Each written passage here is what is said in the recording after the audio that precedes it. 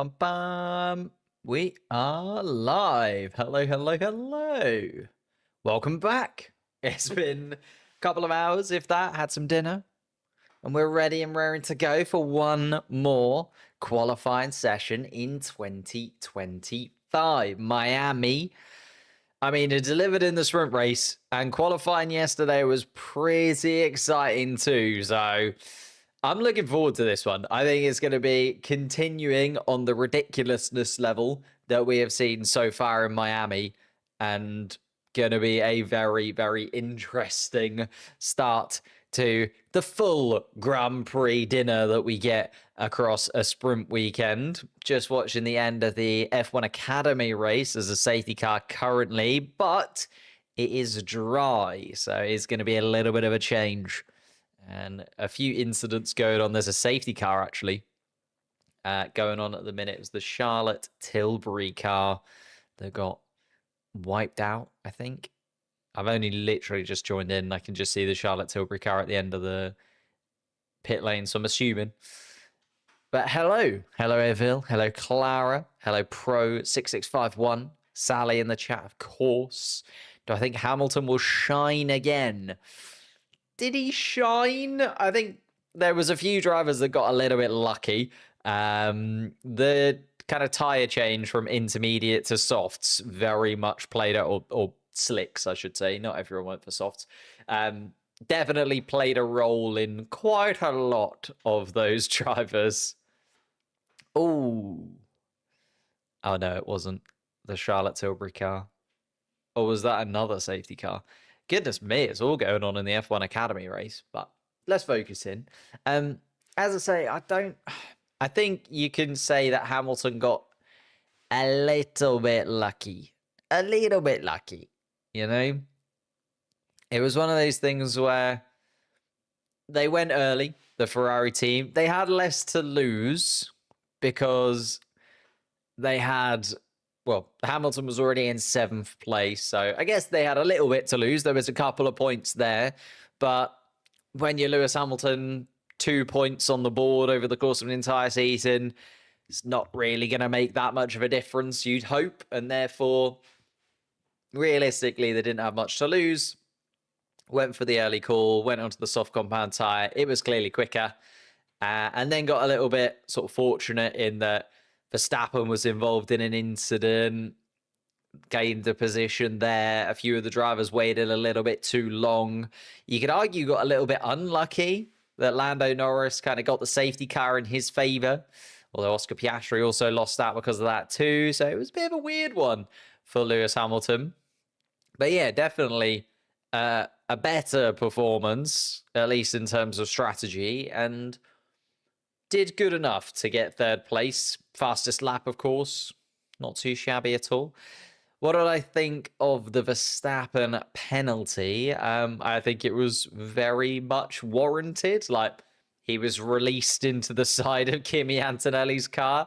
I know that the Mercedes garage is just in front of the Red Bull garage, but if there's a car in the pit lane and it's coming into box, it has right of way. So, unfortunately, Verstappen there, and the Red Bull team really should have held Verstappen back for, what, a second or two, and then released him once Kimi Antonelli had already peeled into his box. And that is just a hard and fast penalty, especially if you smash into the side of your competitor. You haven't really got much to stand on there as Kimi Antonelli is trying to get into the pits and you hit him. And it cost him, Kimi Antonelli, way more than it cost Max Verstappen, didn't it? You know, well, it cost them equally, I guess, because they both dropped out of the point scoring positions. Kimi Antonelli ended up 10th. Max Verstappen ended up 17th. Yeah, not a lot. Have we heard anything about the Alonso Lawson incident? No, we haven't, which I think is really odd. It was said to be investigated after the fact, but I haven't seen anything come in. I'll be honest, I have disappeared to have dinner, so I haven't been keeping on top of absolutely everything that's been going on. But I think if you look at the Miami Grand Prix results, oh, there you go. Behrman does drop out of the points after being hit with a penalty for unsafe release in Miami 5 minutes ago. So it is hot off the press. Yeah, Ollie Behrman dropping out of the points. But that again was for an unsafe release. And therefore, Liam Lawson, anything about Liam Lawson? Nothing at the moment, just the Behrman unsafe release. But maybe they are still investigating those as we speak, because as I say, that's only popped up on the F1 website when I clicked on it 4 minutes ago. So now Ollie Behrman dropping out of the points. That does get Yuki Tsunoda a point. So Tsunoda goes into P8. Not too shabby, I guess, considering he started in 20th place. What do I think of Norris's form? Interesting. I think he's just really struggling to... I mean, he said himself, like, if you want to know about Norris's form, luckily he's the best person to ask, because he is super honest about anything that goes on behind the scenes at McLaren, isn't he, Lando Norris? And he even said he was very lucky. He enjoys the fact that he gets quite lucky in Miami. Second race in a row where he's won it because of a perfectly timed safety car. And yeah, I think he knows that wasn't him finishing above Piastri isn't exactly the way that it should have gone. And had it not been for that lucky safety car, he definitely would have finished behind his teammate. So I think Lando Norris knows he is still not quite as quick as his teammate, and Piastri is having the better start to the season, and Piastri is leading the World Championship for a reason. But maybe we'll see Lando Norris have a little bit of a turning point. It needs to happen fairly soon. Like, it's not completely done and dusted yet, is it? Even though Piastri has won 3 races to Lando Norris has 1, because of that spin in Australia, it's kind of opened the door a little bit for Norris to stay within touching distance for now. Had that been a second place in Australia, we'd be looking at a very different championship table, wouldn't we? So 1 point swing in the Miami sprint is not going to be the decisive factor at the end of the year, in my opinion. So I think Norris knows that he needs to improve. Piastri, I think he said it himself, he doesn't want to buy a lottery ticket anytime soon in Miami. Never seems to get the rub of the green compared to his teammate when it comes to the Miami Grand Prix weekends. And Lewis Hamilton on the podium, as we've kind of discussed before. I think we also have to heap on the praise continually for Alex Albon. The fact that he just keeps delivering in that Williams car. The fact that every time it feels like, well, maybe there's something that could go a little bit wrong for him here. The fact that, his intermediates and going on to slicks, and will he get it in the right position? And will Williams be able to judge it right? Because Williams have a lot more to lose. We talk about Lewis Hamilton going early and just having nothing to lose when it came from pitting in 7th place. Alex Albon and Williams have quite a lot to lose. They couple of points is quite dramatic for them, and a couple of points can make a big difference to those teams 5th and beyond on the grid, because that top 8 is so competitive, or top 7 at the moment. Yuki Tsunoda just about sneaking into the top 8 today, but not so much throughout the season. So that top 7 doesn't allow the teams behind to score that many points very often. So Albon getting it right, Williams getting it right, and finishing in 4th place ahead of a Mercedes, ahead of all of their other competitors. I know Stroll and Lawson and those kind of teams also picked up a few points here and there, but the fact that Albon was still best of the rest out of those, very, very impressive from Alex. Like, really, really does need to be applauded for what he's been able to do. Do you think you could create a new state of matter with 50 years and $5 trillion? No. No, I don't think you understand states of matter. You can't really create them. They're not like magic. Anyway. Do you think he would get the ball helmet luck? That is the thing, isn't it? Is the ball helmet. Keeps going for him. The basketball less luck, I guess. Beach ball, lot of luck. And now it's looking like disco ball is as lucky as beach ball. So, fridge opening meme. What are you guys on about? A lot of people a little bit mad in the chat. Hello, Rogier or Rogier. And hello, what is that? How are we doing? Making our way further down. Russell, I think, will be frustrated with fifth. Stuck behind Kimi Antonelli for a bit. I think as soon as his teammate was in front of him, he really started to try and show his dominance as the number one in the team, didn't he? Kind of really... It was one of those things, it was just like, should have been probably given the opportunity to pass. Mercedes were a bit lackluster, in my opinion. Although it kind of played into Russell's favour because Kimi Antonelli therefore got to pit first. But actually that was a bad thing because then he got hit by Max Verstappen. So that could have easily been roles reversed and George Russell could have been the driver that was hit by Max Verstappen, which would have been a lot more of a talking point, wouldn't it? Considering the history that those two have had. So Russell did finish ahead of his teammate once again and 5th place overall. But I think Russell is well within contention for pole position when we go into qualifying. If Kimi Antonelli could sneak a pole position yesterday in sprint qualifying, George Russell surely has to be right up there into contention with pole position for this qualifying session today. And actually, the Mercedes looking pretty quick, especially as the cooler conditions come around. They are running that car incredibly low. There's been a couple of people pointing that out. I think it was Oscar Piastri sort of questioned how on earth that Mercedes are kind of getting away with the car being so low to the ground. So we'll kind of see what that's like in terms of plank wear. Maybe we'll see another disqualification because of plank wear this season. We saw a few in China. Lance Stroll picking up another 3 points. Now on 13 for the season as well. Lance Stroll can be very, very pleased with himself at this moment in time. Should have been Alonso, really. Alonso was doing well, got up into the points, but Lance Stroll does the business, Just seems to be able to, whenever that Aston Martin has even the tiniest opportunity to do anything, Lance Stroll seems to be the one getting it. Liam Lawson finishing 7th place. Taking out Fernando Alonso. I'm not sure how that isn't a penalty. I haven't seen any confirmation of any penalties yet for Liam Lawson. I'm keeping everything open and refreshing tabs to the side of me, especially because Ollie Behrman was only given that penalty about 10 minutes ago.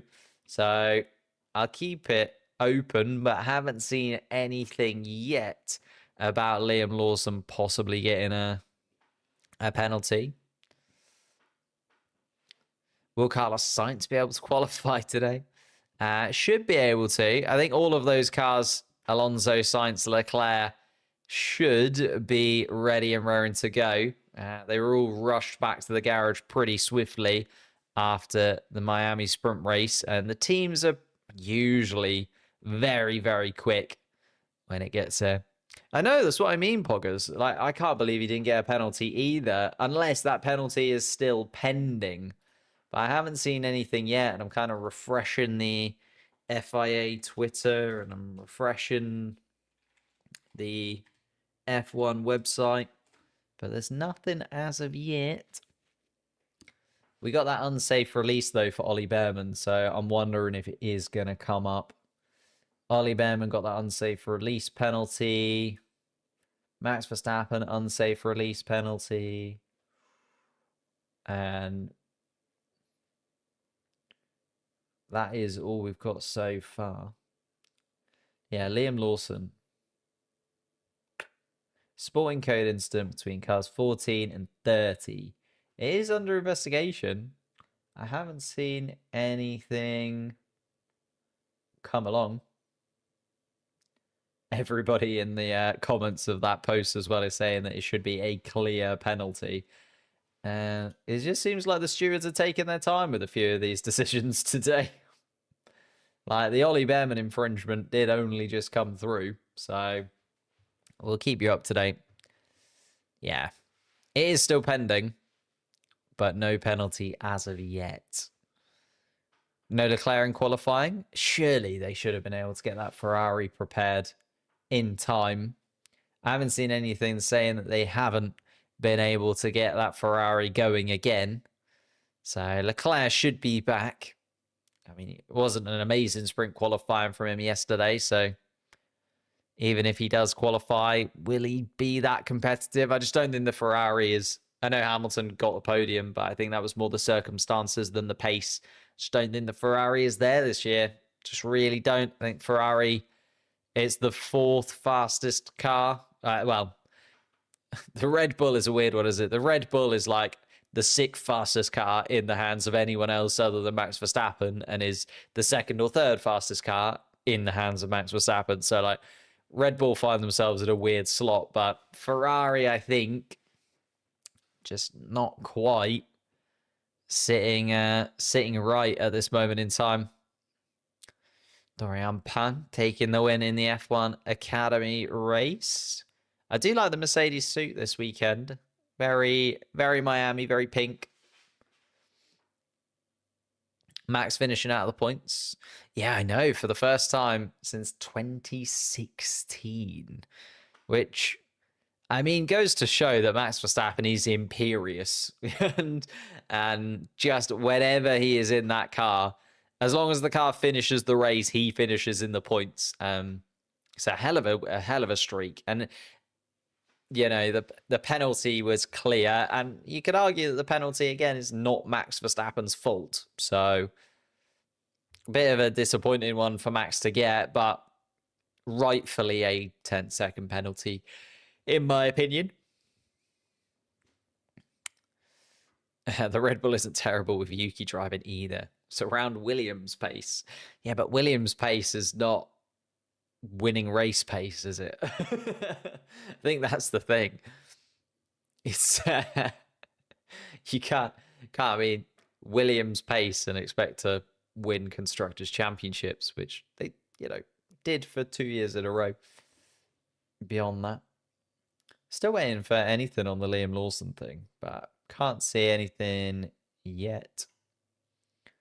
The documentation for Ollie Behrman's penalty came through 40 minutes ago on the FIA official website. So maybe we're still pending on the Liam Lawson one.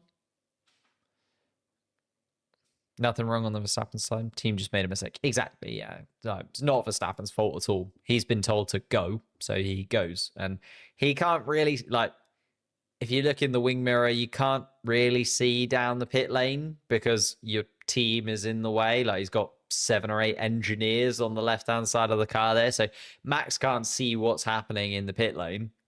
He just pulls out. Kimi Antonelli's there. There's nothing he can do about it. And then they collide. And to be fair, then Max had half a front wing for the rest of the race. So didn't help his pace by any means. 10-second penalty kind of put final nail in coffin, didn't it? 10 minutes to go. There is indeed 10 minutes to go. Carlos still not comfortable in that Williams. It's trending in the right direction, though, isn't it? It's trending in the right direction. You know, you look at Australia, that was a real shambles. Then puts it in the wall, didn't help, I guess, but has slowly kind of gotten better. Last time out in Saudi Arabia was pretty good, I would argue. And then, and in fact, got the better of Alex Albon in Saudi Arabia. So definitely trending in the right direction there.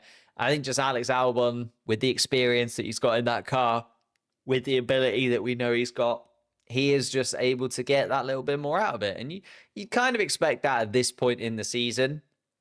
I think it's whether or not by sort of halfway point, so by, let's say, 12 races into the summer break, which is 14 races in, whether or not Carlos Sainz is still too far off, or whether or not he can kind of get that a little bit closer to Alex Albon in terms of general pace inside of that Williams car. Like, we were all expecting it to be a bit more of a battle, weren't we, in terms of the point scoring? I think that's mainly because we weren't expecting Albon to get this many points this early on. So if Carlos Sainz is going to finish ahead of Albon, he's got a hell of a run in to try and get ahead of him.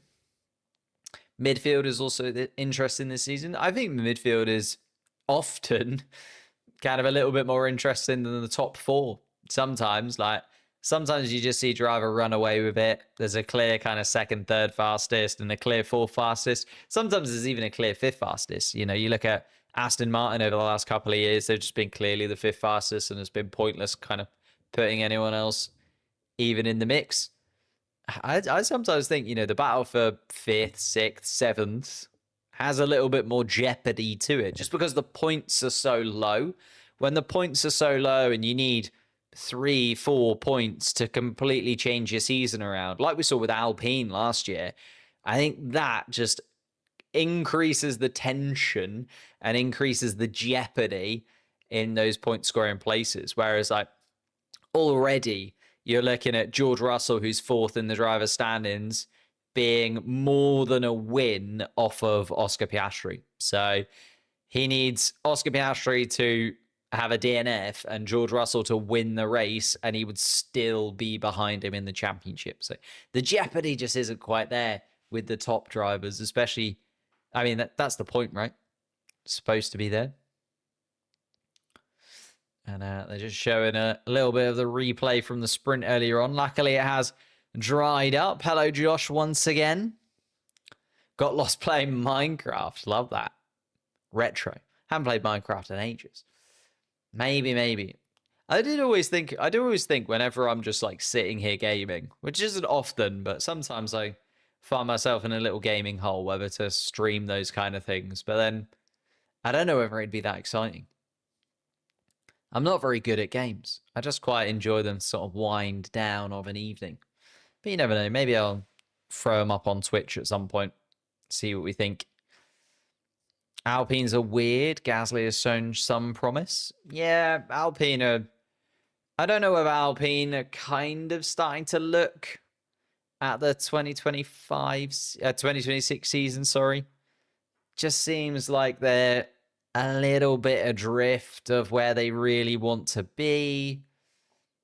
As you say, Gasly, we were expecting maybe a little bit more at the start of the season from Gasly. So, Gasly's in a weird spot, isn't he? I think he was kind of expecting to be best of the rest this year, and then the Williams have come out swinging. Haas have been here and there. You know, Ollie Behrman has actually had a really good start to the season. Ocon scored points in a few races too. And then you're looking at Aston Martin are always kind of going to be there or thereabouts, especially with Lance Stroll this year, apparently. When's the qualifying starting?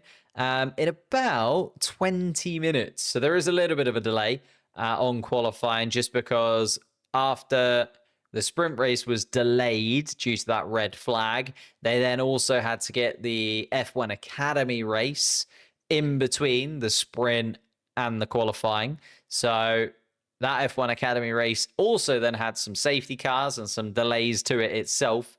So we now have the Formula One cars back in the garages, the Formula One mechanics back in the garages, the F1 Academy cars moved out of the way, and therefore we're starting to see the F1 drivers making their way into the garages too. The battle of the discard RB drivers, Williams versus Gasly. Yeah, it's very true. In fact, like, Isaac Hadjar has had a really good season so far as well. Like, the middle pack is good. And I suppose, yeah, as you say, the middle pack is a lot of Red Bull either rejects or just drivers that couldn't quite fit in around Max Verstappen. Like, I wouldn't say Carlos Sainz was a reject.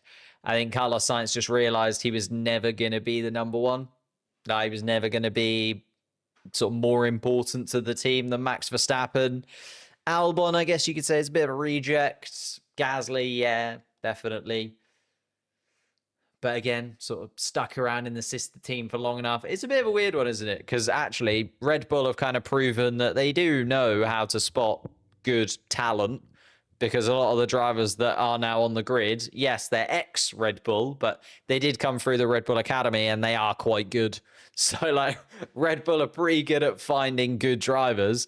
It's just when they have those good drivers, they don't often give them the actual opportunity to be good for an expended period of time and then get up into the top team, because when they do go into the top team, the car is so difficult to drive. Max Verstappen is so good that nobody seems to really get too much rope. And when they do get enough rope, they just hang themselves with it and get sent back to the sister team. VCARB probably the most disappointing in the midfield. Should be way higher than where they are. Yeah, that's very true. They've thrown away a lot of points. A lot of points. They just they go for weird strategies, don't they, at RB, that they really don't need to. But I don't know. I think they kind of go all or nothing, don't they? They often go, right, we're going to go for the outside of the box strategy. If it pays off, we'll look like geniuses and we'll win the race. But oftentimes it doesn't pay off. Like, the reason that nobody else has gone for that strategy is because it's not the optimal strategy and you're kind of hoping for a little bit of luck. And when that luck doesn't come, you do just look pretty stupid. So it's a weird one with VCARB or RB. They always kind of do it. Fernando Alonso's Aston Martin car has been put back together again. What is the second best car on the grid this year? Well, statistically, the Red Bull in the hands of Max Verstappen. So a little caveat there. But then also the Mercedes in the hands of George Russell and, to an extent, Kimi Antonelli. I think Ferrari are clearly fourth right now. But again, it's knowing the balance. I don't know. Second best car, I would say the Red Bull. But only in the hands of Verstappen. Which shouldn't be the case, right? You should be able to make a car that looks at least comparable in terms of pace for both drivers, but it most certainly does not. It's a good question, though, Dark Builder. Very good question. Dead short overkill, sorry. Lando Norris is the best YouTuber. I don't know. It's Quadrant. For me, Quadrant has gone down a weird direction in recent months and years.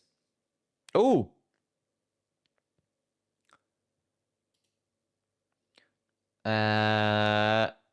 Charles Leclerc has just been hit with a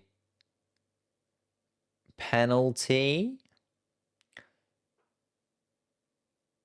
Continued on track with significant and obvious damage. So Charles Leclerc has been reported to the race director and heard from the driver and team's representative over the following matter. Charles Leclerc, breach of Article 26.10. Decision, reprimand.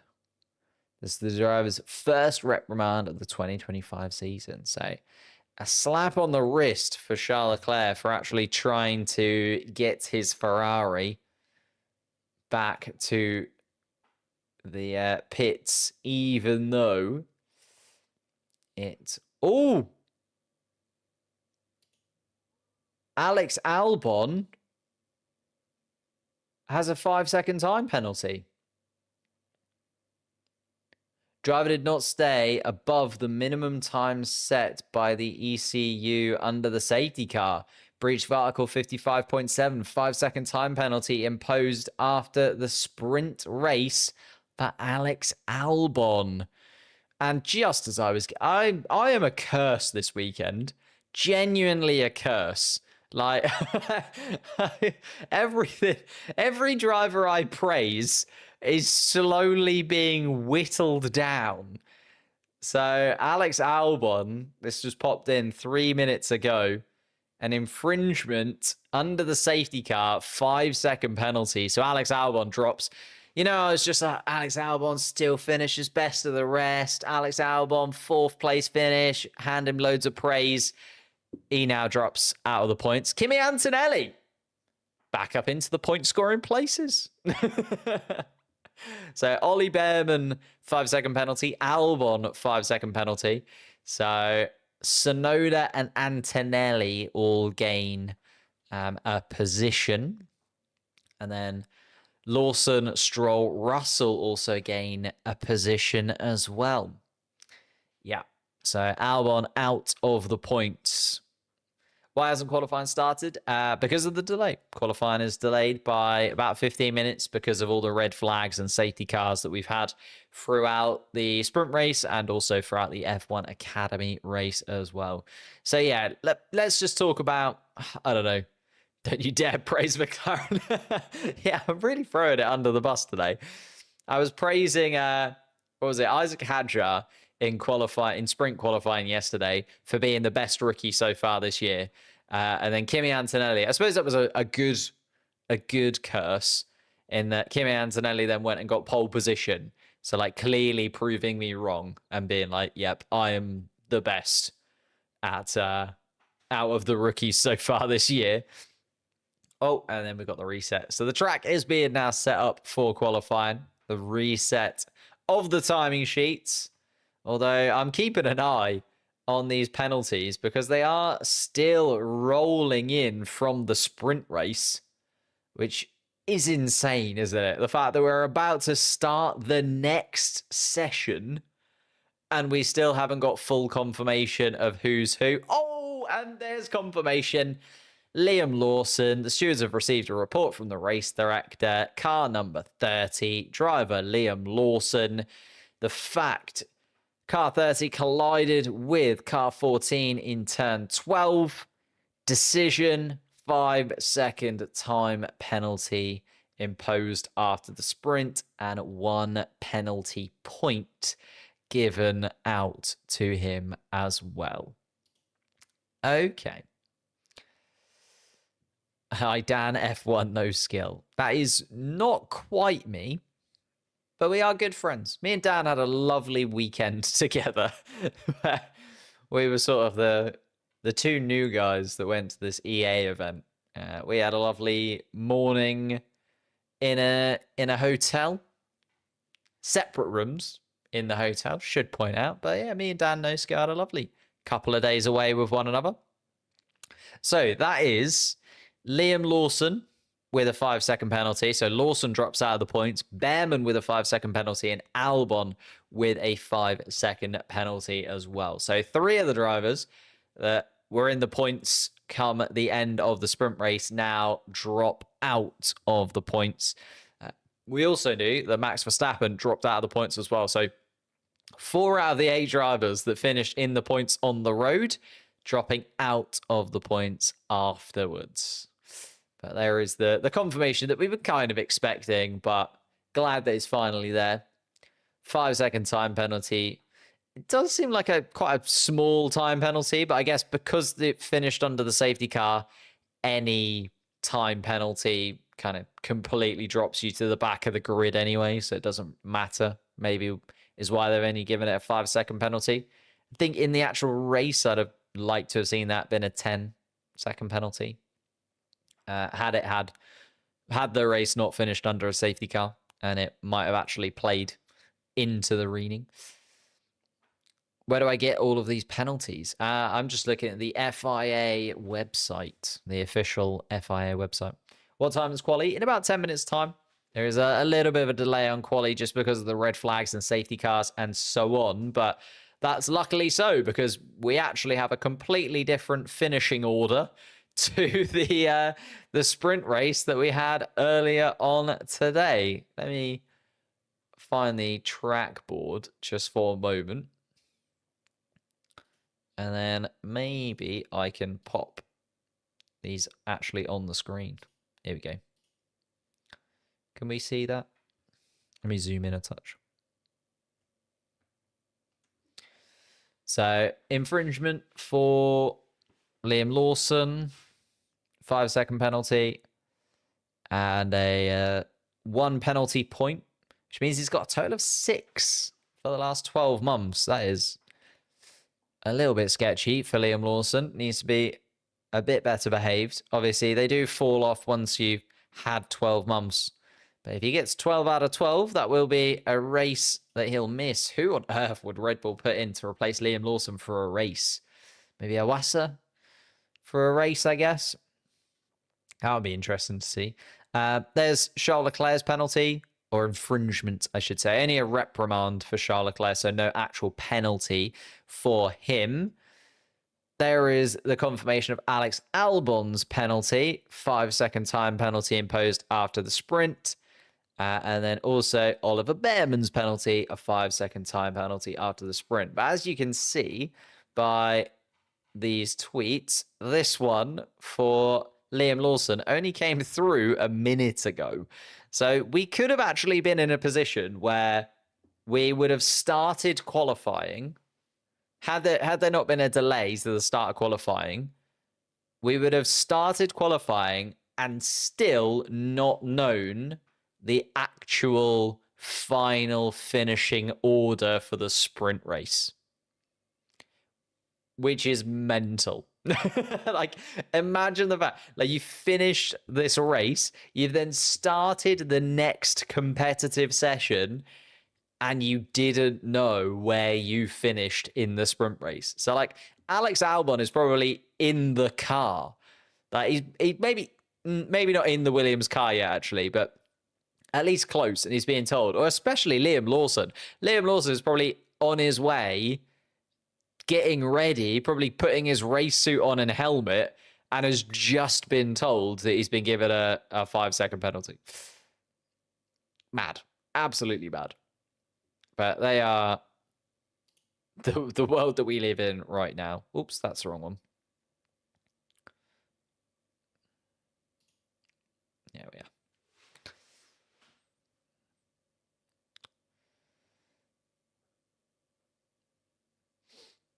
Absolute insane. Anyway, we're only 7 minutes out, so I'll get rid of the FIA Twitter, because surely no more infringements can come in. It has to be done now, right? You'd hope. So, yeah, that does mean Gasly is in the points. Should we see if they've updated the final results for the sprint then? So 2025 Miami sprint. Oh, no, not yet. Oh, there we go. No, it hasn't updated yet. They've still got Albon in 4th place. As soon as it's fully updated. But yeah, Albon drops out of the points. Lawson drops out of the points. Behrman drops out of the points. So Tsunoda, Antonelli, and Gasly all slot up into the points scoring places. So that is the penalties. Obviously, we had Max Verstappen drop out. That already happened. They managed to get that one done within the actual sprint race itself. Then we had Albon get a penalty. So Albon drops from 4th out of the points. That means Russell and Stroll go up to 4th and 5th.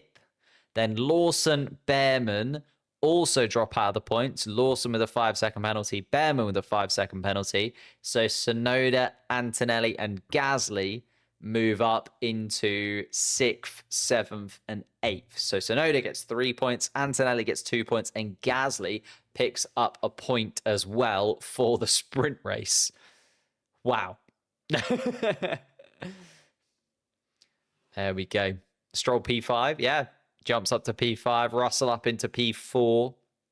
Doesn't affect the top 3, so luckily they'll get to keep their rewards. But Stroll having an absolute blinder. Not picking up any penalties, finishing in 5th.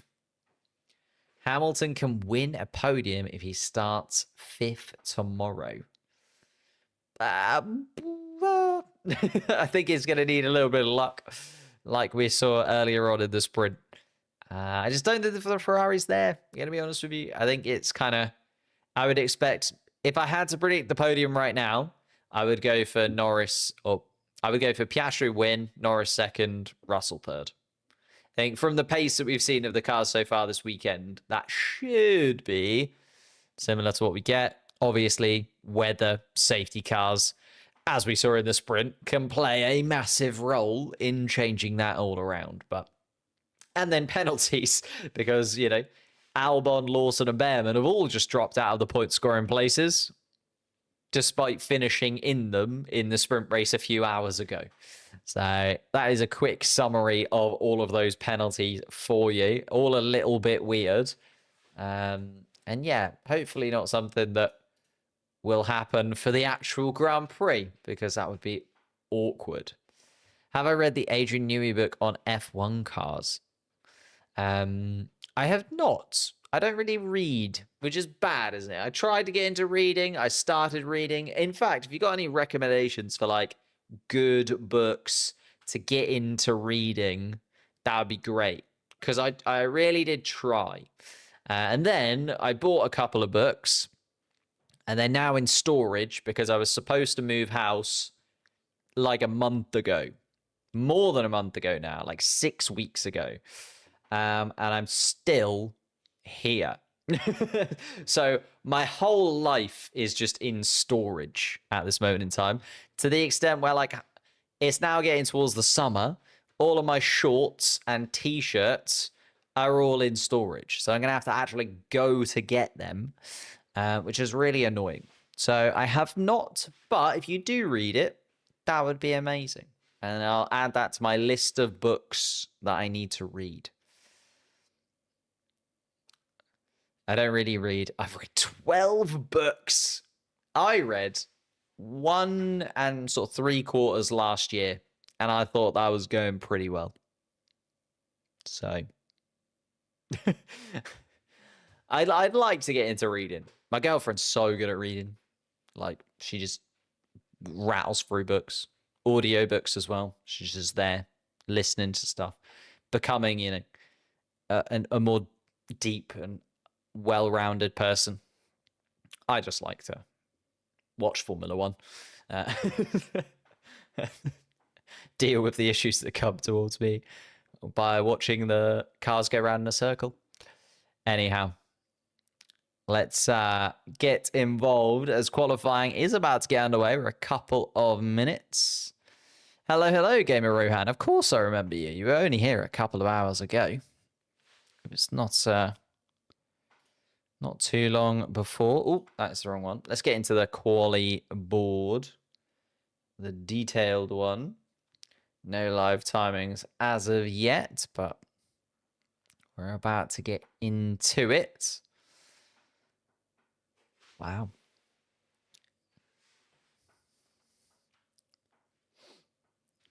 Which track is in my background? That is Singapore behind my head, although a slightly out of date Singapore, although will be back in date once the grandstand is built.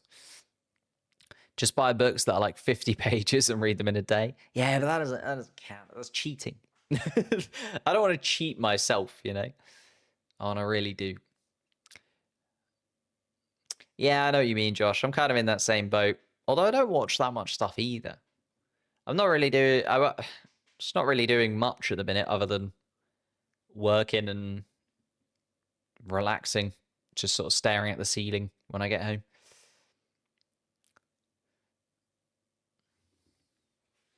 Have I seen the McLaren Singapore hoodie? Oh, I have not. From Hollister. I don't know if there is a Hollister in Norwich. Yeah, there is a Hollister in Norwich. He says. Maybe I'll have a little look. Have a wander around the Hollister.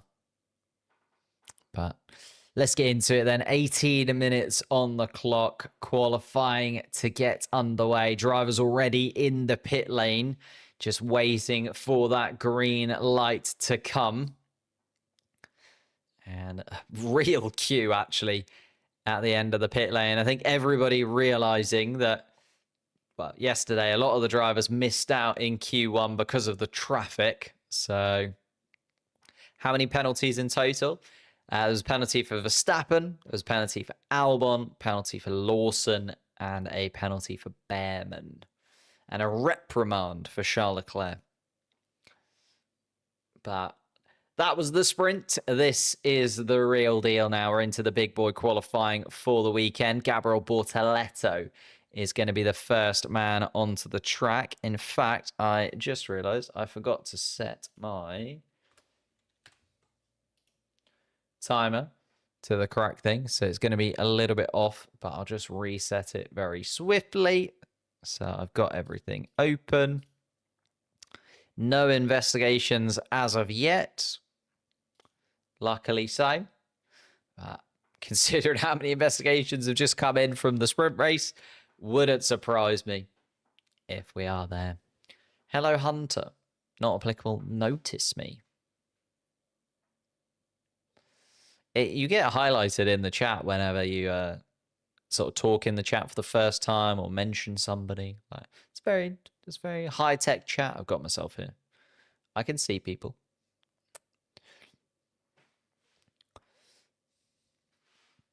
Bortoleto then coming around turn 16 at the moment. Hulkenberg following him. So it's going to be the two Stake Sauber cars to get us underway. Gasly, Doohan, Stroll, Alonso, Sainz, Albon, Hadjar, Lawson, Behrman, Ocon, and Tsunoda. Cars that are out on track. The Ferrari of Charles Leclerc just being released from the garage as well. I'm sure Lewis Hamilton to follow, or is Lewis Hamilton ahead? Hamilton was actually released a little bit earlier than his teammate. Bortoleto already coming around then. Let's keep an eye on Gabriel Bortoleto's lap times. We are allowed to use the soft compound tyre for this first qualifying session, unlike in the sprint. So we will see a little bit of a difference to the running order. And I'm imagining there's going to be a few cars that are better off on the soft compound tyre. For instance, that car there, Pierre Gasly, disappointed with his qualifying for the sprint. Although he does now nab a point from the sprint race, he'll be looking for more from the Grand Prix. As a Charles Leclerc fan, what do I think? Who do I think will win this weekend? Not Charles Leclerc. I apologize to sort of burst that bubble. Keep believing, though. It's never a 0% chance. But as a McLaren fan, I'm hoping not. Tell us the weather on the track. Weather is clear at the moment. It is at the top of the screen, so you can see the track temperature, the air temperature, the humidity, the fact that there is rain. No. Out the top there. But yeah, not raining. A little bit maybe overcast. It's not. But still pretty warm, to be fair. Oh, incident involving Alex Albon noted. A pit lane infringement for Alex Albon already. Just picking up some more penalties as Alex Albon. Pit lane infringement is the only details we've got so far. I'll keep you up to date on that one. Bortoleto not quite as quick as Hulkenberg. Hulkenberg top of the timing sheets with Pierre Gasly, only third fastest so far of the drivers. But they're going to start rattling through the time checker right now. Jack Doohan goes to the top of it with a 128.2. Lance Stroll only good enough for fifth at the moment. Max Verstappen has just gone quickest of anybody through the first sector in his Red Bull. Fernando Alonso, though, goes to the top with a 128 dead. Not quite getting towards the times that we saw yesterday in that final sprint qualifying session. Alex Albon, the first driver of this session to get into the 127s with a 127.8. Carlos Sainz has gone third fastest in his Williams as well. Of course, we're just looking for the bottom 5 drivers, but we don't really know who will be there yet. Minimed JD, I missed you too. Here comes Oscar Piastri as well. Piastri not quicker than Verstappen through the first sector. Verstappen still quickest of anybody through there right now. Alex Albon was quickest through the middle sector until Oscar Piastri has just taken that from him. And Max Verstappen is going to go to the top of the timing sheets with a 127.5 for now. Oscar Piastri still to come, though. Hamilton goes quickest of anybody through the final sector of the lap. That is still 5/10 adrift of the Red Bull. Here comes Oscar Piastri, and he gains 2.5 on Verstappen. Lando Norris was quickest of anybody through the middle sector and only third fastest overall, as it's a little bit of a tricky final sector for Lando Norris, but good to see that we've got a bit of a mix. We've got Verstappen quickest in the first sector, Norris quickest in the second sector, Piastri quickest in the third sector, so nobody absolutely dominating the racetrack at the moment. Kimi Antonelli decides to pit without having set a fast lap time, possibly a little mistake from the Italian there. Here comes his teammate George Russell also into the pits. So both of the Mercedes cars were out on track, were on fast laps, and decided not to finish them. An interesting strategy from the two Mercedes drivers there. It does mean Hadjar and Lawson are the only two to have not set lap times, but also haven't been out on track. Bit of a weird one. I suppose Russell and Antonelli were on used tyres, so maybe they were just trying to see whether or not they could get through with used soft compound tyres, but maybe that wasn't the case. So Antonelli and Russell coming into the pits, actually straight in and straight out once again. I'm new to the sport. Where do I see these stats? These are powered by Multiviewer. Or, you could just watch the stream. They'll always be here. I'll always be here for every competitive session. Here comes Oscar Piastri back into the pits. Currently quickest with a 127.3. Was a used set of soft compound tyres as well on the McLaren car. George Russell now joining the queue at the end of the pit lane. Is starting to become quite a queue, actually. Hadjar and Lawson also yet to have set lap times. Lance Stroll, the slowest driver so far. So Lance Stroll, 16th fastest. Here comes Isaac Hadjar down the back straight towards turn 17. Is there a little mistake from Isaac Hadjar here? Oh, no. I think this is where Alex Albon jumped in front, and that might be the little infringement that they were talking about. Alex Albon sneaking in front of Isaac Hadjar in the pit lane when Isaac Hadjar was already in the fast lane. They're arguing that Hadjar had priority. So that is under investigation as we speak. But Isaac Hadjar is going around at top speed anyway at this moment. Hadjar through the first sector. Let's say where he lines up compared to the rest of the cars. Just needs to get himself out of that bottom 5 for now. And only a few hundredths off Oscar Piastri's first sector time. So pretty good from... And it's going to be investigated after the session, that Alex Albon infringement in the pit lane. They do love an after the session discussion here in Miami, and it takes them a little while to get through them as well. We didn't get confirmation of the sprint race penalties until qualifying was due to start. Isaac Hadjar, a 10.5 off of Oscar Piastri. Still a good chunk of time, but if he can get himself where he's kind of expecting to be, he's going to be right up there, Isaac Hadjar. And very clear of that bottom 5, which is where he needs to be. Here he comes across the line. And he was looking like a very good lap. And I told you, Isaac Hadjar slots into second place. Still a lot of time to play with. 8 minutes still to go. But that is a very, very quick lap from Isaac Hadjar there. just to set the standard for the rest of the midfield runners and even some of the front runners. Fernando Alonso goes across the line and does better, goes up to 6th place. Carlos Sainz goes quickest of anybody as he comes across the line. So the lap time's starting to tumble now. Sainz a 27.0. Who's going to be the first driver into the 26s? Will it be this man? Kimi Antonelli took pole position and... oh, not quite. Still a 127, but the quickest 127 we've had so far. 0.02 of a second quicker than Sainz. Gabriel Bortoleto goes 5th fastest of anybody. Liam Lawson comes across the line 6th. And this is the thing, the track evolution is still here in Miami, and everybody's going to want to try and come across the line as that last man. But as we saw in sprint qualifying 1 yesterday, that can mean that you miss it.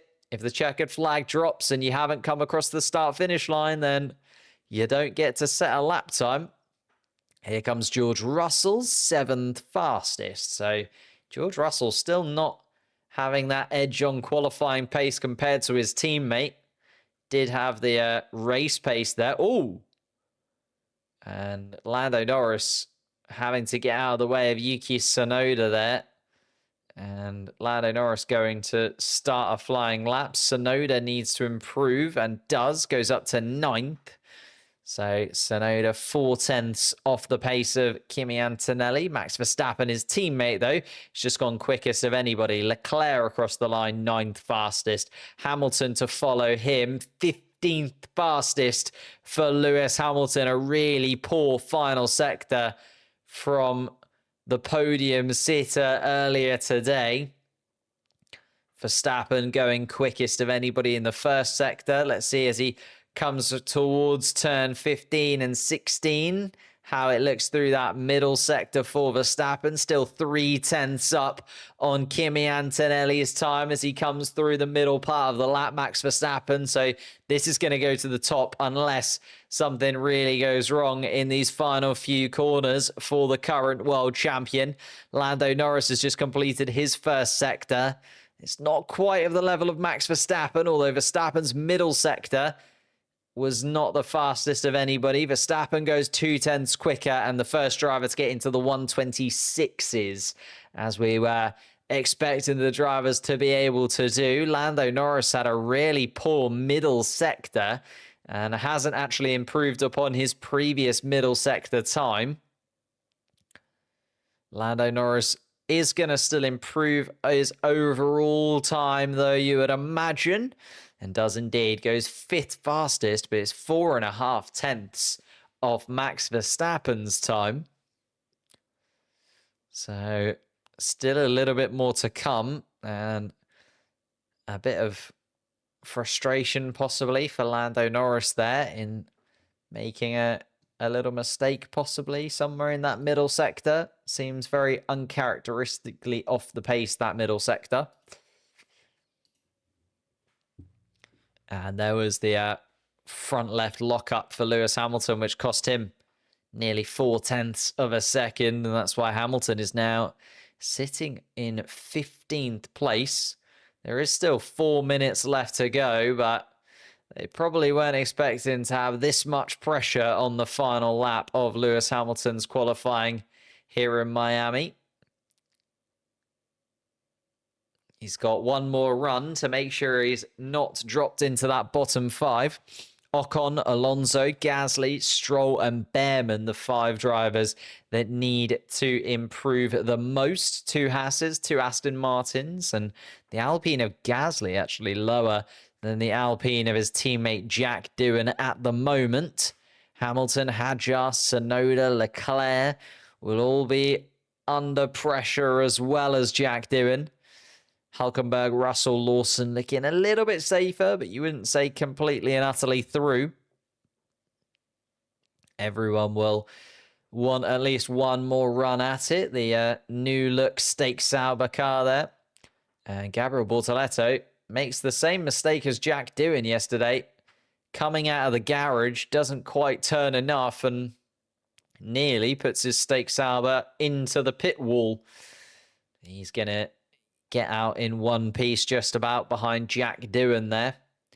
Seeing George Russell coming around in the Mercedes. Can George Russell improve? 9th fastest at the moment is George Russell. And just starting another flying lap.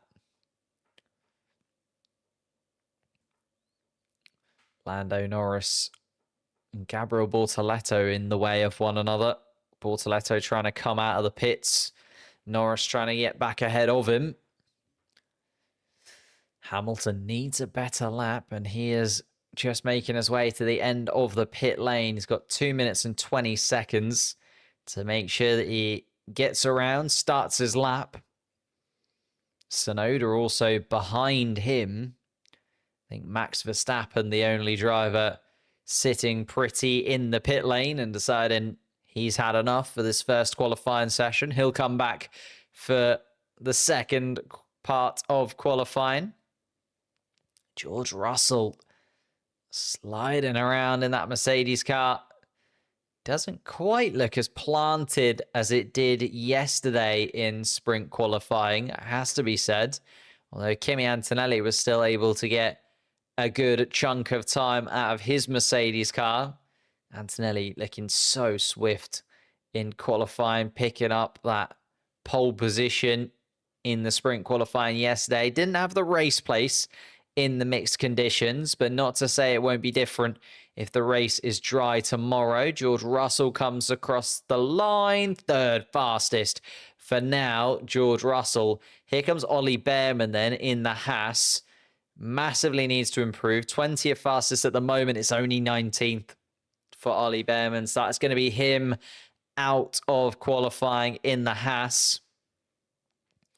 Charles Leclerc is just coming around the final corner. Lando Norris again having to get out of the way of somebody finishing their lap as he comes around turn 17. Here comes Charles Leclerc. It's only 9th fastest for Leclerc. A 1:27.4 could be right on the edge of what the cars are capable of doing. Gasly does improve. It's only 15th for Gasly. Lewis Hamilton having to get out of the way of Isaac Hadjar, who's making his way around. He's currently 13th fastest, and the Frenchman looking to improve. Goes up to 6th, much better from Isaac Hadjar, and gets himself out of that debate as to whether he'll slot into the bottom 5. Surely Piastri has come into the pits as well, decided against another lap. Here we are then on board with Lewis Hamilton. He is 16th fastest at the moment. Pierre Gasly, the driver, ahead of him, and Gasly has finished his lap. So Gasly might just drop out. I think Russell is invisible on the map. Oh, really? I haven't actually looked for Russell yet on the map. It's always George Russell. Seems to lose connection. Something going on inside of that Mercedes team. Jack Doohan goes quick enough to drop his teammate out and into the bottom 5. Fernando Alonso's only 15th fastest now. Tsunoda is also under a lot of pressure. He's in 14th at the moment. Hamilton and Ocon are both on laps. So Hamilton is improving as well. Surely Hamilton will get his Ferrari out of that bottom 5. Gabriel Bortoleto up in 9th place is a very, very solid performance from him. Esteban Ocon comes across the line 13th. So Ocon is going to be tight because Tsunoda is still on a lap 2. Gasly has dropped out. Alonso has dropped out as well. Hamilton gets up into 8th place. So that does put Yuki Tsunoda now down into that bottom 5, but Tsunoda on a lap just behind, and Tsunoda goes 9th fastest to put Nico Hülkenberg down into that bottom 5. Lando Norris on the radio hit the wall on the exit of turn 16. So has he bumped the wall? Is there a little bit of damage on that McLaren car? Doesn't look like it at the moment. Was still good enough for 2nd fastest, was Lando Norris's final time, although we were spending a little bit more focus on the bottom 5, which were in the end Nico Hülkenberg, Fernando Alonso, Pierre Gasly, Lance Stroll, and Ollie Behrman. So Oh, and it was bouncing around was Lando Norris. And yeah, just a little kiss of the wall for Lando Norris's McLaren through turn 16. I think the sort of more disastrous part of the lap was actually through turn 14 and 15, was bouncing all over the road, was Lando Norris. That would have been where he lost those 800ths of a second that stopped him from going top of the timing sheets for now. Hamilton and Tsunoda both leaving it incredibly late as well, but both getting through. Ooh, it was very, very tight, wasn't it? Very tight indeed for Lewis Hamilton, but he's there nonetheless. Max Verstappen, best of the drivers so far. Then Norris and Piastri, Russell, Albon, Antonelli and Sainz. The Williamses do seem to be right up there when it comes to those first qualifying sessions. A shame that Carlos Sainz couldn't do that in qualifying 2 yesterday. He's going to get the opportunity to do better this time around, though. Carlos Sainz into Q2 once again. Alex Albon, after losing out on those points after the sprint race, will be looking to get back up into the points once again for the Grand Prix and rectify the loss of those 4 points. He's up there. Hamilton and Tsunoda, as I mentioned before, left it late, but did get into 8th and 9th place. Isaac Hadjar would have been good enough to get into Q3, but we do have one more round of qualifying Q2. We'll see Gabriel Bortoleto, Charles Leclerc, Jack Doohan, Liam Lawson, and Esteban Ocon try and break into that top 10. Hulkenberg, Alonso, Gasly, Stroll, and Behrman will not be given the opportunity as they are out of qualifying. So it's again tense. Verstappen's doing much better than I thought he was. You know, as I said at the beginning, if I was going to pick a top 3, it would be Piastri, Norris, one of the Mercedes. I said George Russell, but Kimi Antonelli seems to be on fire right now when it comes to qualifying. So maybe Kimi Antonelli in there, but you can just never say never when it's Max Verstappen, can you? A 26.8 is a very, very solid opening gambit in Q1. Maybe even an Alex Albon or a Carlos Sainz. Could they sneak towards the top 3 places? I'd be very surprised, but I'd love to know what you guys think. Who are going to be the top drivers in Q3? And actually, which drivers are we going to lose in Q2? Charles Leclerc surely will be able to get himself up a little bit higher than 12th place. Ocon, Lawson, Doohan definitely have their work cut out for them. And a look at Pierre Gasly. And actually, Gasly getting impeded by a Ferrari. Well, not necessarily impeded, but traffic for Pierre Gasly meant that his Sector 1 wasn't as clean as it needed to be. And oof. Hulkenberg, Alonso, Gasly, Stroll. Having a little look at the Albon moment, the infringement of Alex Albon. And yeah, Hadjar is moving. And Albon hasn't actually crossed the line. So Albon does force his way in the pit lane. So the stewards are going to be looking at that. So Alex Albon might get another penalty after missing out on those points. Might get a grid penalty for that pit lane infringement. It'd be harsh. I don't know. I wouldn't like to speculate on what the stewards will give that kind of infringement from Alex Albon, but I think he does move in front of Isaac Hadjar in the queue in the pit lane, even though he shouldn't have really done because he wasn't over the white line in the pit lane before Isaac Hadjar moved into that space. It's a bit like an unsafe release, but just happening in slow motion because all of the cars are in a queue in the pit lane anyway, but still can't be released into the side of the car that is already in the pits. And Lando Norris actually, kisses the wall twice over the course of his opening qualifying gambits. But let's get into Q2 then. 15 minutes will be popped onto the timer.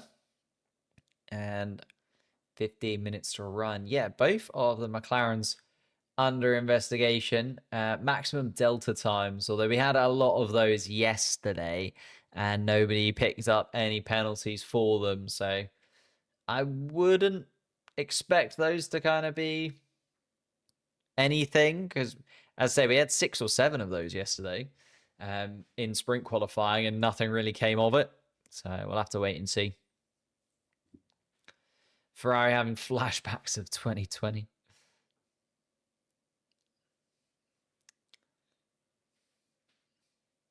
Zach Brown also appreciating the swiftness of the 2 Mercedes cars. So he doesn't think that McLaren are absolutely guaranteed to be on the top 2 spots here in Miami. But of course, he'd never say it, would he? Never say it. Always be humble, just in case you are humbled. Here come the drivers then.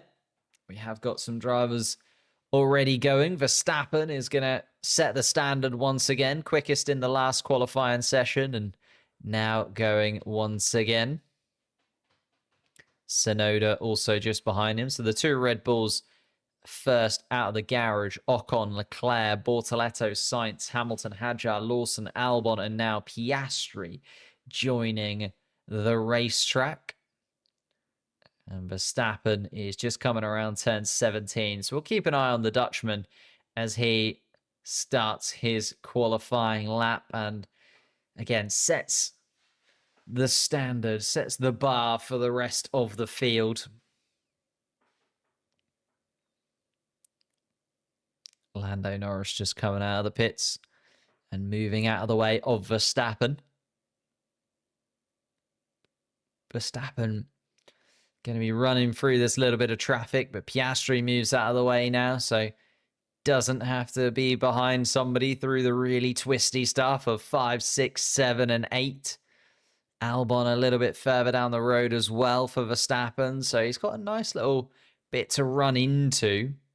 Can't say the same for Yuki Tsunoda, who's been in the dirty air of Lando Norris through turns 4, 5, 6, and 7, which will impact him just that little bit. Lily going to be an 8-time world champion. Lily who? Who is Lily?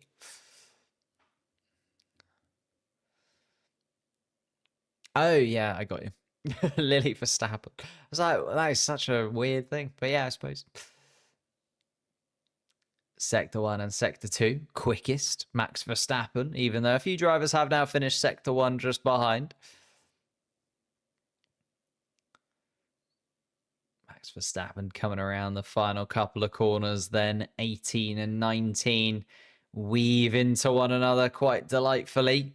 And it's 26.6 from Verstappen. Just a couple attempts quicker than he was in qualifying 1. Yeah, I know it's Max's daughter. I forgot she was called Lily for a moment. She's very new to this world, and I was just very confused. And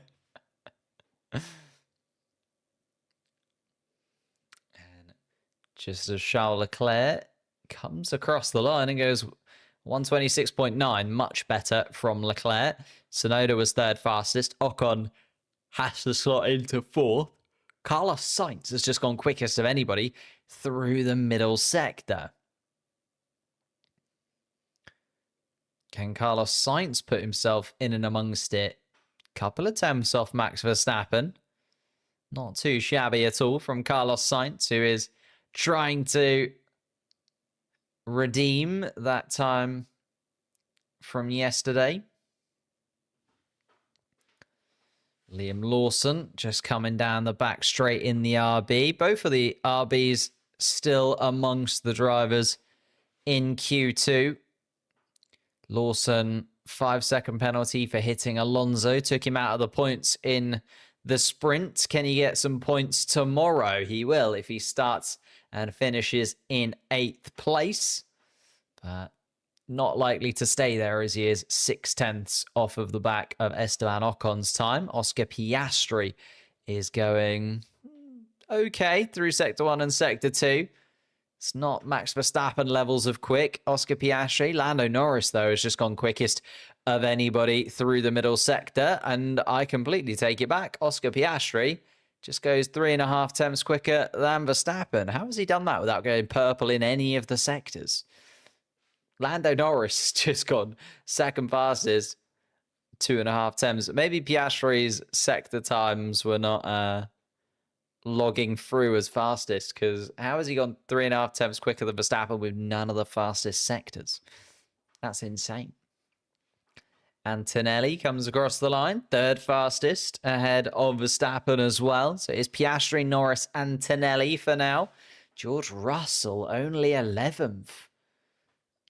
George Russell, not where you'd expect him to be, considering his teammate is up in third spot. Ocon, Doohan, and Lawson, the drivers joining him in the bottom 5 at the moment. No lap time for Isaac Hadjar as of yet, and I don't think Isaac Hadjar is out on track either. So they are the bottom 5 at the moment, and Russell is amongst them. Gabriel Bortoleto will be rubbing his hands together if it finishes like this. He was 100th of a second quicker than George Russell, and that 100th of a second would be enough to get him into that top 10 and through to Q3, but of course still 8.5 minutes to play out here in the second qualifying session of Miami. The pink helmet of George Russell making his way back to the pits, and something needs to change on George Russell's car. Not just the tyres for him to go a little bit quicker.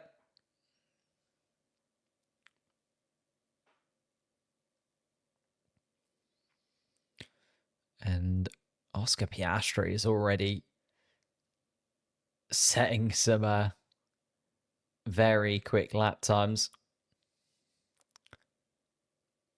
Antonelli's kind of matched his pole position time from yesterday at 26.6, doesn't he? But Piastri and Norris already quicker than the pole position time from yesterday's sprint qualifying. Just goes to show, like, the track evolution, the drivers getting more used to the circuit as they bed in throughout the weekend.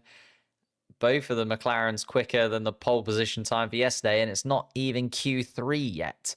So this could be very, very interesting indeed, and we could possibly be seeing some lap records broken around Miami time and time again.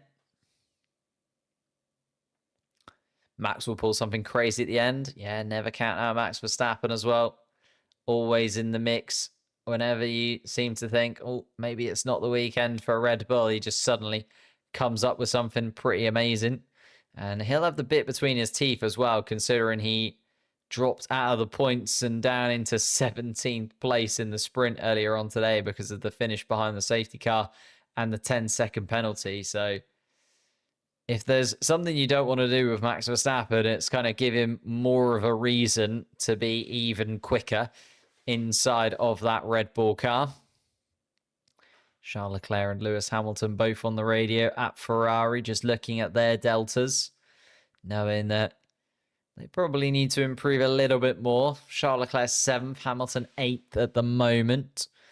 But you'd assume that Russell's going to improve. Ocon in the mix as well. Lawson and Hadjar, you would expect to have a bit more in the bank considering where the RB car has been so far this year in terms of qualifying. Definitely not over yet when it comes to this Q2 session with 6 minutes on the board. Lando Norris looking at his qualifying form. 1st, 3rd, 2nd, 6th, 10th. It's not been amazing over the last couple of Grand Prix for Lando Norris. A top 3, top 4 start for tomorrow would be just what the doctor ordered to put Lando Norris' season back on track after winning the sprint race earlier on today with a little bit of luck going in his favour.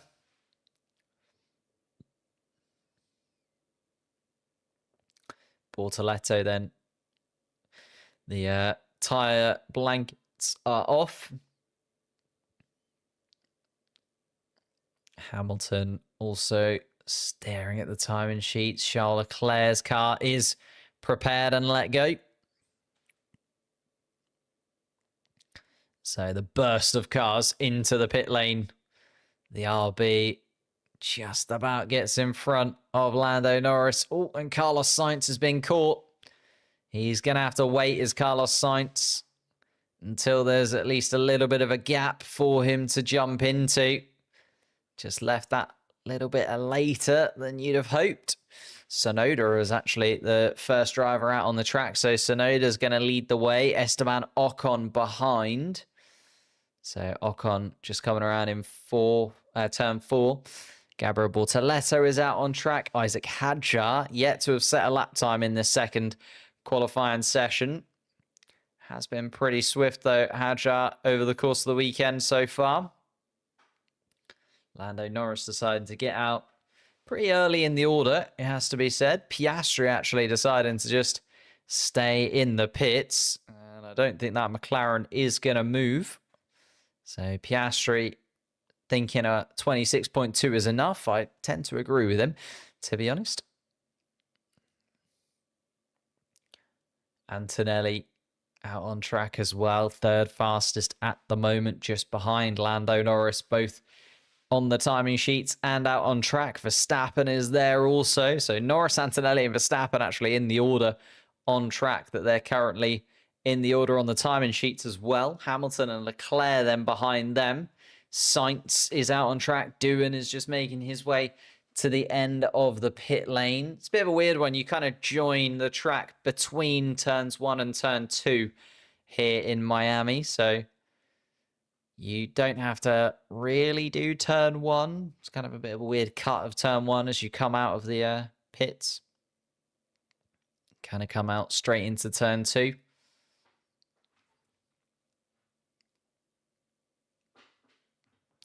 Let's have a little look then.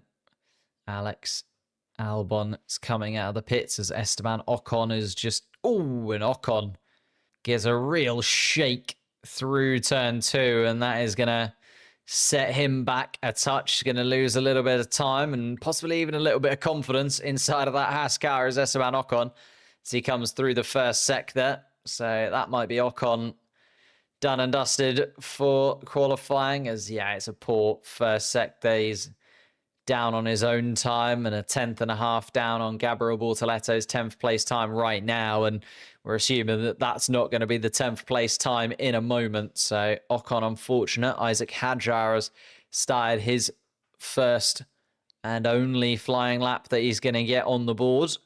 Norris and Antonelli have started their flying laps too, so has Verstappen. Hamilton just coming across the start-finish line now. Keeping an eye on Esteban Ocon, though, as he's coming around. Gabriel Bortoleto also on the flying lap has just had to deal with Liam Lawson through that turn 14-15 section of the track. Albon, also a little bit of traffic for the Williams car. Here comes Yuki Tsunoda across the start-finish line as well. Hello, Hexeter. How's it going? Ocon comes across the line. It is 9th fastest, improved in the second and third sectors, the Haas car, but that first sector seems too far off, in my opinion, for Ocon to really make it through into this top 10. Hadjar goes a little bit wide at turn 17. So Isaac Hadjar has improved in Sector 1 and Sector 2, but it's only 10th fastest. Slots in behind Ocon, ahead of Lewis Hamilton, and surely that won't be enough with George Russell now rattling around in his Mercedes car. Here comes Russell, 13th fastest at the moment. But a much better first sector from George Russell. Jack Doohan has also improved his first sector behind as well, so Ocon and Hadjar, even Tsunoda right now under pressure. You could drag Charles Leclerc, Carlos Sainz and Alex Albon into that as well. Nobody is safe right at the moment. Here comes George Russell, going much quicker than Isaac Hadjar's 10th place time at the moment. Liam Lawson also quicker through the first sector. Jack Doohan is 0.03 of a second down on Isaac Hadjar as he comes through the middle part of the lap. It's going to be very tight indeed for Jack Doohan. Here comes Russell, goes third fastest. And that's much more like it from George Russell, isn't it? 0.3 of a second off Oscar Piastri's time. Here comes Jack Doohan. Is it going to be good enough for the top 10? No, it's only 14 fastest. He lost quite a bit in that final sector, did Jack Doohan. So Hadjar is going to be out. Doohan is going to be out. Here comes Liam Lawson. Not good enough either. Stays 15th. And Hamilton is out of qualifying. In the Ferrari, he's going to start 12th on the grid after taking a podium place earlier on today in the sprint. Hamilton out in Q2. He made a mistake through turn 2 and lost him about a couple of tenths. And yeah, that's gonna really hurt for Lewis Hamilton. Out in 12th place. Was there also another mistake down in turn 17? Yeah, big lockup for Lewis Hamilton down towards turn 17 as well. Completely missed the apex. So Hamilton, a mistake in turn 2 and a mistake in turn 17. And you just can't get away with making 2 mistakes when the times are so tight at the moment. Esteban Ocon, though, a man who I thought that time was nowhere near good enough. He actually managed to just about do it. Esteban Ocon through in 10th place. Universal Studios Great Britain.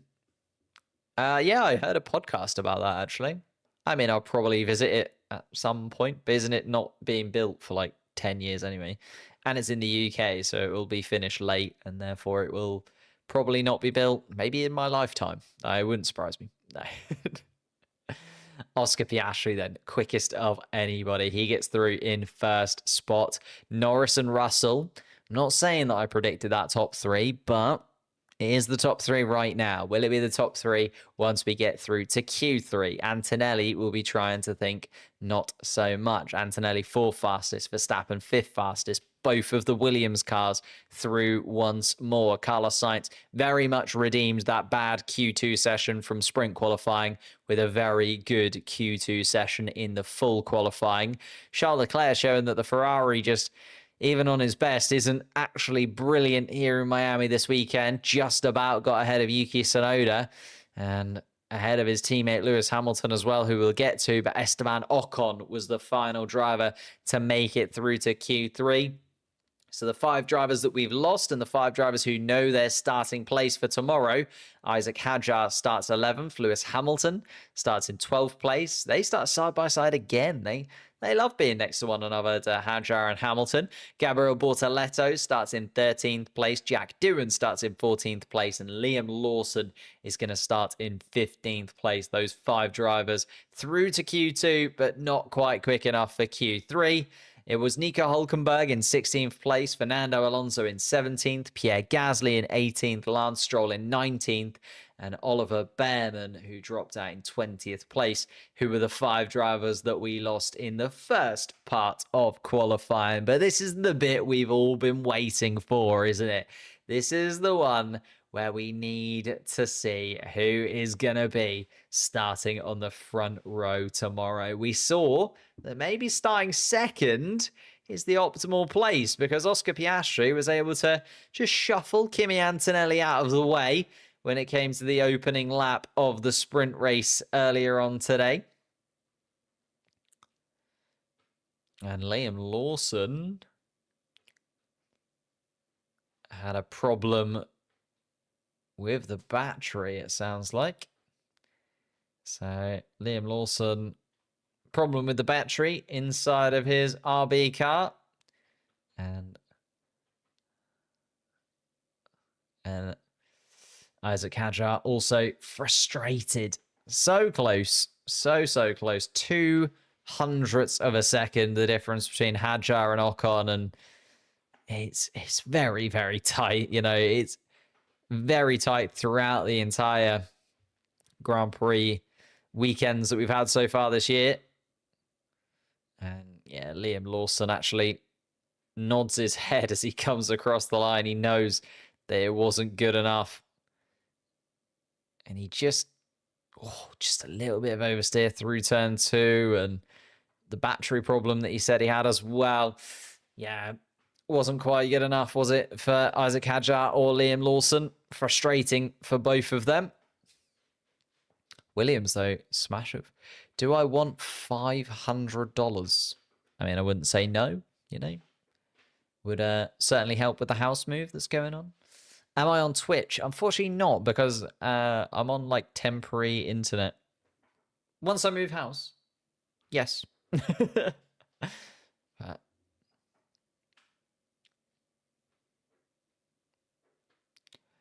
Lando Norris still has a problem having a good start from the front. That's very true. Well, it's not. Yes. Yeah. More often than not, he's a little bit of a frustrating one. Here we are then. 12 minutes on the board. 10 drivers in the final part of qualifying. Lewis Hamilton already making his way out of the Ferrari garage and towards the Ferrari hospitality area. Helmet still on, so you know that it's not the best of times to be Lewis Hamilton when you see him in that kind of mood. Building an F1 Lego set. Which one? Red Bull, Ferrari, McLaren, Mercedes.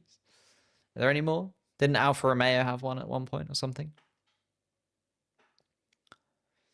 And there is Lily, Alex Albon's partner.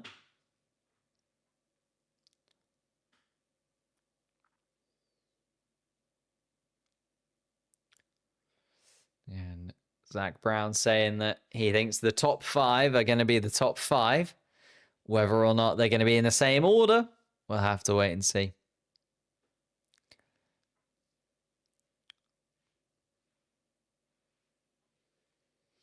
Piastri and Norris will certainly be battling it out. Verstappen, 5th, will want to get into the picture. Both of the Mercedes cars.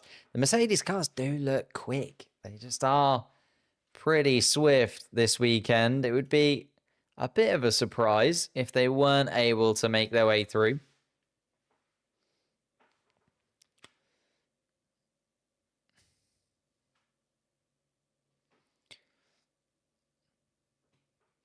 If I streamed on Twitch, would I still stream on YouTube? Oh, yeah. Yeah. Most certainly so. Oh, the little Lego sets. Yeah, I forgot about those ones. Yeah. Every team does technically have a Lego set. That is true, Edward. Oh, we've got Conman, Piastri, Norris, Verstappen, Antonelli, Russell. Ooh, Antonelli ahead of Russell. Very nice indeed. 12 minutes are on the board. Lando Norris is actually already making his way down the pit lane. So is Oscar Piastri. So the McLaren drivers wanting to get out pretty soon. But actually Max Verstappen has still managed to get out in front of both of the McLarens. But that just goes to show a lot of these drivers want to get at least a banker lap in here in Miami. Thank you for liking the stream, Hexter. If you could hit the like button on the stream, that'd be absolutely amazing. Maybe subscribe if you're new to the channel as well. Massively helps us out. But Ocon, Tsunoda, Leclerc, the first 3 drivers out. Verstappen, as I say, ahead of the 2 McLarens. Verstappen and the 2 Mercedes cars, though, do look like they could get in the mix, don't they? Lando Norris's disco ball helmet. Just a print, but he does have an actual version of the helmet which is made with real glass, like the like a real disco ball. Of course, not allowed to use that during the Grand Prix for obvious reasons, but very cool helmet for Lando Norris once again here in Miami. Max Verstappen has been on pole 2 out of the last 3 races. So if Verstappen can make it 3 out of 4, wouldn't surprise me too much. But it feels like the McLarens do have that little bit of an edge here this weekend. And even the Mercedes cars have a tiny bit of an edge over Verstappen. But as I say, Verstappen's been on pole 2 out of the last 3 races and seems to be able to turn it on when he needs to. Here comes Max Verstappen. And Esteban Ocon is actually going to get us underway. Max Verstappen's teammate Yuki Tsunoda is just coming across the start-finish line as well. So let's keep an eye on Tsunoda's lap times, but I am interested to see what Verstappen can do. Charles Leclerc has just come across the start-finish line as well to start his first flying lap. Sainz, Albon and Antonelli are out on track also. Antonelli at the back of the pack right now. George Russell deciding against coming out in the pack right now. Piastri has just started his flying lap. So Verstappen is going to finish the first sector, well, first of those top 3 that we are kind of keeping an eye on. Piastri and Norris. Antonelli is going to be in the mix. Verstappen does go quickest in the first sector ahead of Ocon, Tsunoda and Leclerc's first sector times. Ocon comes round to complete the middle sector in a 33.4. Will Yuki Tsunoda go quicker than that? No, Tsunoda actually slower than Esteban Ocon through the middle sector of the lap. Charles Leclerc also slower than Ocon through the middle part of the lap. So Ocon getting it together in the middle sector by all means. But then Max Verstappen comes along and does indeed go purple in that middle sector. Oscar Piastri can't match Max's time in the first sector. Neither can Lando Norris. Neither the second sector for Piastri. So Verstappen is currently going quickest of anybody. Charles Leclerc peels into the pit lane, but Verstappen is going to come across the start-finish line with a 126.4. Lando Norris has gone quicker in the middle sector than Verstappen, but Piastri is a 10th and a half or so down, so Piastri is not going to match his lap time from before, is only second fastest by 20 hundredths or 2 hundredths of a second. Here comes Lando Norris then, was quickest in the middle sector. Can he go to the top? 3 thousandths of a second slower than Max Verstappen. So it's Verstappen top of the timing sheets for now. Carlos Sainz slots into 4th place. Kimi Antonelli is running around. Oh yeah, George Russell's invisible on the map. That's why I couldn't see George Russell. Russell is out there on a flying lap. Antonelli coming around the final couple of corners, goes 4th fastest. George Russell is actually following Kimi Antonelli around. So Russell is going to come across the start-finish line right now to go 6th fastest and nearly 7 tenths adrift. And 4 tenths adrift of his teammate is George Russell. Not very good at all. Verstappen then. Again, just Max Verstappen turns it on when he needs to. That's why George Russell went super deep in turn 17, locked up the front left tyre of his Mercedes car. Did Lando Norris do the same? He did. Lando Norris with a big lockup in turn 17. So Lando Norris would have been well up on Max Verstappen. And then Charles Leclerc had his lap time deleted for also going super deep into turn 17. So Leclerc, Norris and Russell all just overcooking their front left tyre into turn 17. In fact, Charles Leclerc was so bad, he just decided to give up on the lap anyway. It wasn't worth him going round again for the sake of it. So Verstappen, Norris, Piastri, all within 2 hundredths of a second of one another.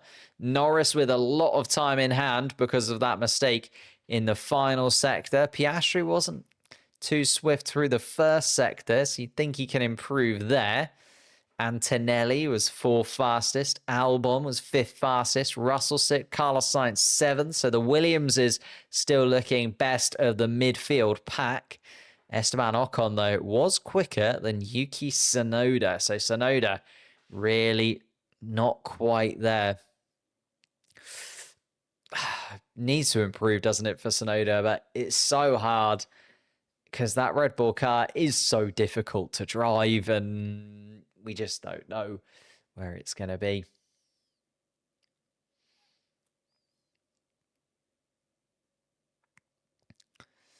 It is very, very tight indeed. And Oscar Piastri there was the mistake. Bouncing around Oscar Piastri, getting all over the curbs. And that's where he would have lost some time. Checking the suspension of that McLaren works inside of his papaya car. Lando Norris had the better of Verstappen for the majority of the lap. It was that turn 17 that did cost cost Lando Norris provisional pole. Only Verstappen quicker through turn 1, turn 2, 4, 5, 6. Lando Norris quicker everywhere else. Max is somehow still ahead. He just does. He knows. He knows how to do it. Knows how to do it. Will I be streaming the race tomorrow? Yes, indeed. I'm live for every single qualifying and Grand Prix, as well as all of the sprint sessions as well. And one day, hopefully, I'll be able to stream the free practice sessions too. That'll be a little bit more fun. But we will indeed be live once again for the race tomorrow. Here we are then. The cars are coming out once again. A queue forms in the pit lane once more. At least Yuki got into Q3. Checo was out in Q1 most of last season. I mean, Yuki was in Q1 yesterday. So, let's have a think. But yeah. Tsunoda through. Needs to get in and amongst the Williamses though, right? Surely Tsunoda can't be seen to be had a good qualifier if he's outperformed by both of the Williams cars. That would not be a good sign.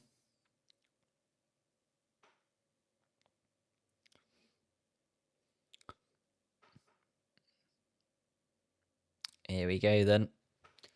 Tsunoda has actually come out first of anybody, so just wants the clean air, does the Japanese driver. It's then Max Verstappen just behind, Ocon and Leclerc, then Norris and Piastri as well. So Tsunoda just coming around turn 13 towards turn 14. Verstappen towards turn 11. Ocon and Leclerc there too. Lando Norris coming around turn 7. And let's see what Lando Norris and Piastri, can they do it?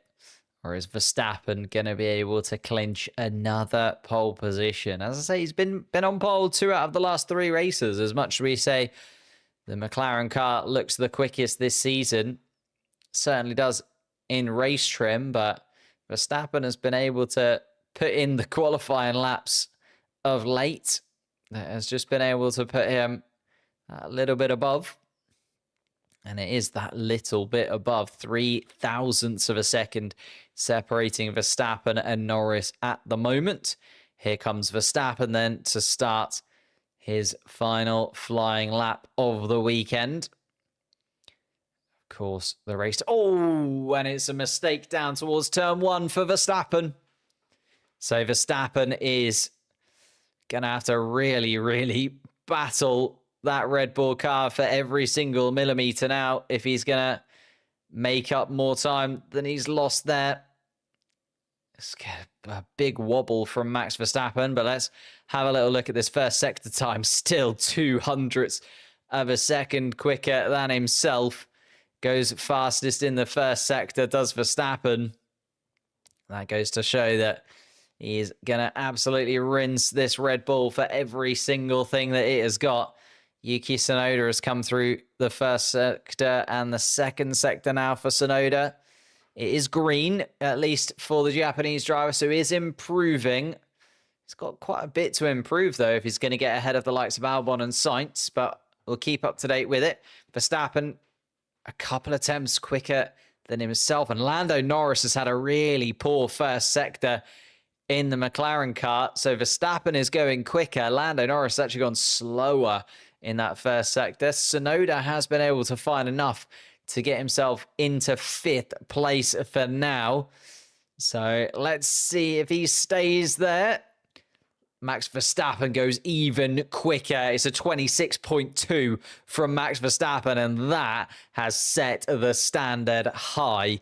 Lando Norris does go through the middle sector quicker than Verstappen, but still about a hundredth of a second below Verstappen's time. Piastri is well off it. Piastri's 0.3 of a second down, so Lando Norris is going to have to be the McLaren to spoil the Red Bull party. Can he be that as he comes around the final corner? No. He stays second, fastest by 0.06 of a second. Piastri's not going to be able to do it either. He was too far down through that middle sector. And even though he goes quicker, in the third sector, he stays in third place. Antonelli is a 10.5 down. George Russell has also had a pretty poor first sector and is 0.3 of a second down as he comes through the middle sector, George Russell. So it's looking very good. If you're a Max Verstappen fan, Alex Albon and Carlos Sainz have put themselves 4th and 5th. Tsunoda's now dropped all the way down to 9th. Here comes Antonelli to split the McLarens to go third fastest. He goes quicker than Piastri. And here comes George Russell then. The final car across the line, and George Russell 5th fastest. So it is Verstappen who gets top spot. And Verstappen, he's just able to do it. Why do I keep doubting him? He does it every single weekend at this point, Max Verstappen. He just finds that 10th of a second that nobody else can seemingly find. Stunning stuff from Max Verstappen. Once again, it has to be said. Lando Norris much better. Second on the grid for him. Antonelli, it's pole position for the sprint, but only third fastest. Still better than his teammate, though, Antonelli. Does seem to have the advantage. And Lando Norris, again, a mistake in turn 17 for Norris. Both of his flying laps, Lando Norris, a mistake in turn 17. The first time he went too deep. The second time he got all over the curbs. So Lando Norris, just maybe pole position was there, but he will start in second place. We actually saw that second place was beneficial for him. For Piastri in the sprint race earlier today. So maybe Lando Norris will be able to do the same thing and learn from his teammate. As I say, Antonelli starting third, Oscar Piastri starting 4th. So they start side by side with one another again, just a row back from earlier on today.